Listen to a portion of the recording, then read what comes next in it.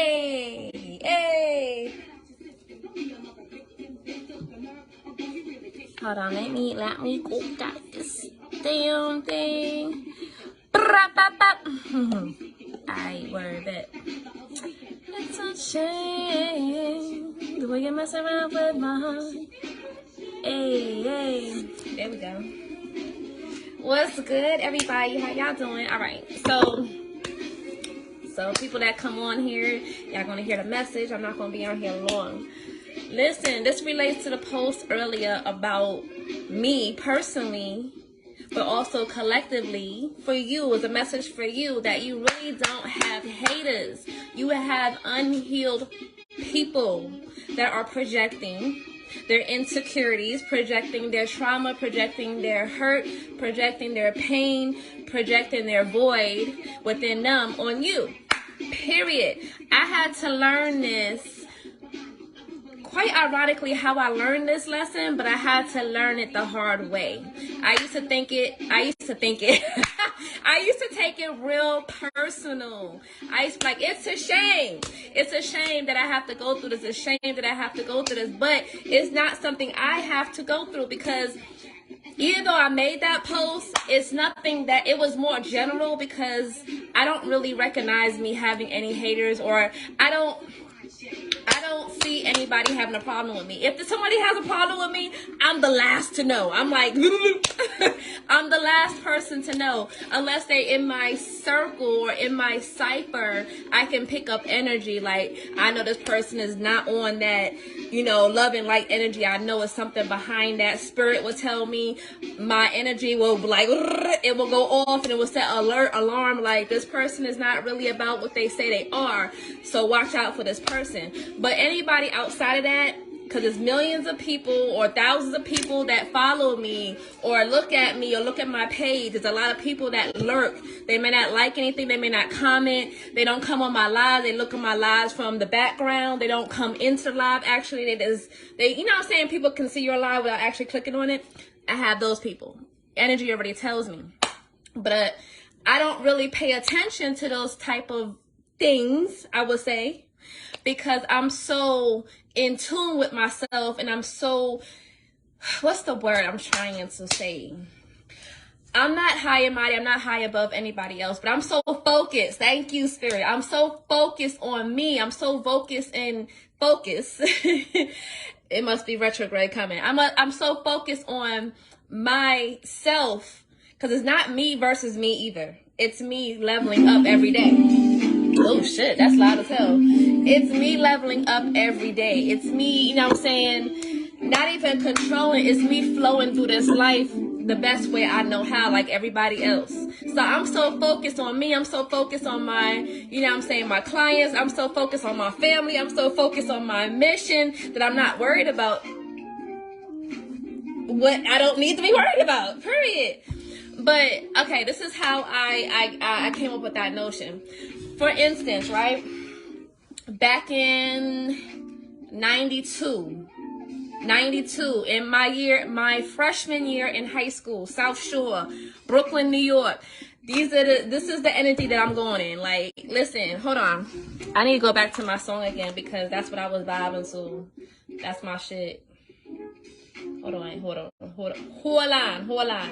How you go back? No, I don't want to go all the way back. I just want to go to the previous song. How do you do that on here? Hold on, y'all. Hold on. Bear with me. I'm about to get to this message. Oh, no, that's not what I want either. All right, this is how we're going to do this. We're going to do that.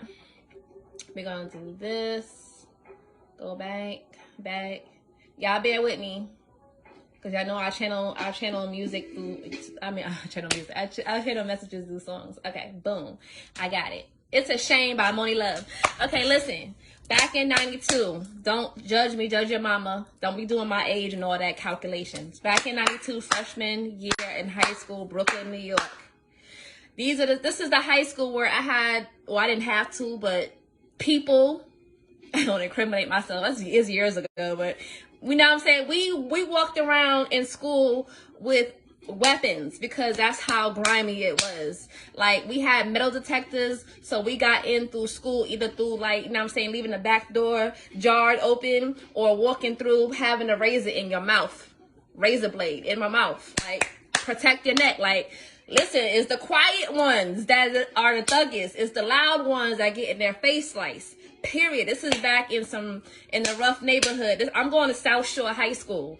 You know what I'm saying? I don't know if that high school is still standing today, but so let's go back to the story. The moral of the story relates to the post. How you don't have haters, you don't have enemies for real. Okay. Quiet girl, always. At this point in my age, in my life, in my journey, I was not outgoing. I was not the popular girl in school. I was not the loud mouth.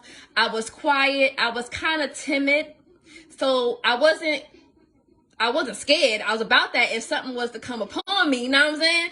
But I was not looking for trouble. I was not bullying people. I was the one that would get picked on because I was different. I was lighter than I am now. So I'm going to majority all black school where you have maybe 2% white, 1% Asian, and a couple Hispanics here and there. Mainly black though. So I was already getting picked on because I was light skinned. I was the only child until my younger brother came along. I was 14, 15, so it was a big age gap. I was the only child. So I was sheltered a lot from my father and my mother, which is a good thing to a certain degree. I was sheltered until I went to my cousin Sabrina's house. That's a whole other video. But I got to see some crazy shit going to my cousin's house, and like, you know what I'm saying, she always got into some shit. I love her to death, but she always got me into some crazy fights and all that, which I'm about to get to. I'm about to bark on because it relates to this post. So back to me being the 14-year-old girl, South Shore High School, 92. Don't judge my age, judge your mama. All right. I'm gonna go from one experience. This is the experience. I was on a bus. I had to take 2 public school buses to get to school. We ain't have the yellow school bus in Brooklyn. We had to take public transportation. So I had to get a transfer. I had to take 2 buses, period. So I'm on the second bus coming home from school. At this point, my parents were separated. They had recently, maybe a year and a half, maybe 2 years, a year and a half, roughly, they separated.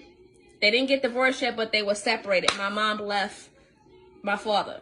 So I was already going through some emotional trauma inside that I had to deal with and cope with my parents being together for 13 years, and now they're separated. Now I'm just living with my father because I wanted to stay in Brooklyn with all my friends, all my family. My mom moved into another state. I made a choice to stay with my father. So, but I'm acting out. I'm going to get to the point. And you know, I'm a Gemini moon and Gemini rising, so I'm all over the place. This is why I take notes and shit, but I don't have no notes today. I'm just freestyling. But listen. So, tell you the story. This is all coming out in a book, in a you know what I'm saying, documentary video.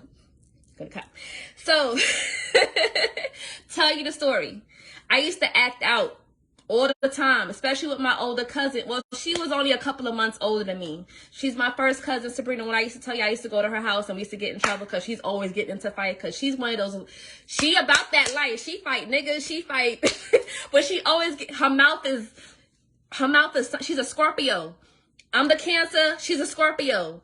I'm just as nice with my hands, but I'm not as aggressive, and I'm not out there like she was. So she would always come off as the bully, but she wasn't really a bully. She was just going through her own little trauma, and she ain't take no shit. I would be, this was then, I used to take a lot of stuff, but then when I get to that point, like a Cancer, I'm ready to kill. Her is off the jump. Like, you say something crazy, you look at her crazy, it was a wrap. So I was acting out, fighting all the time because I did not know how to harness that energy. Anytime she'd be like, yo, cuz I got a problem over here with da-da-da-da-da. I'm like, okay, let's roll. Who got the problem? Not knowing that my cousin, or knowing but unknowingly, she was always starting this shit. It was always an unnecessary fight. So it was like the boy that cried wolf. I got into so much trouble. I went all the way to Staten Island with her one day. We cut school. We go to 2 different schools, but we cut school, take the train to Far Rockaway, Queens, to fight some girl at her house because some shit my cousin started, and I took my neighbor with me. My neighbor's mother found out, came down the street, told my father, and my father was very upset. Period. I said, you know what? I cried, I pleaded. I'm like, yo, I'm not gonna get in trouble again. So this is the boy that cried wolf, right? Get into all these troubles. Fast forward, I get into a fight. Now I'm back to where I started. I get into a fight on the bus on the way home from school. I didn't start nothing. I told you I had the nicest, always had the nicest gear. I was always just a quiet, go to school, get your shit done, have a couple little inner circle friends that I thought was my friends from the block, go to school, come home, period.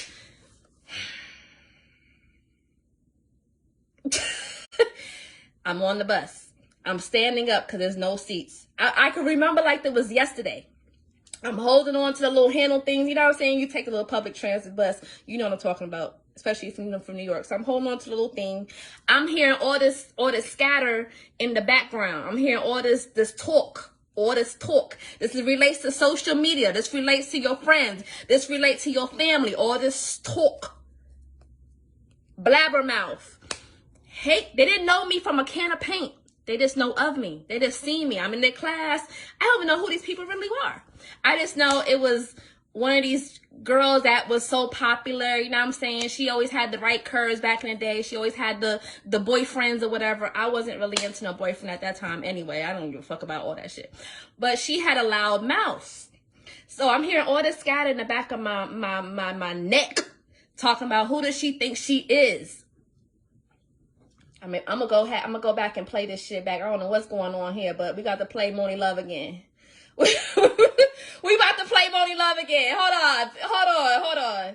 Thank you, Spirit. This is about to hit home for y'all. Go ahead and share this video if you want to. This might help somebody else.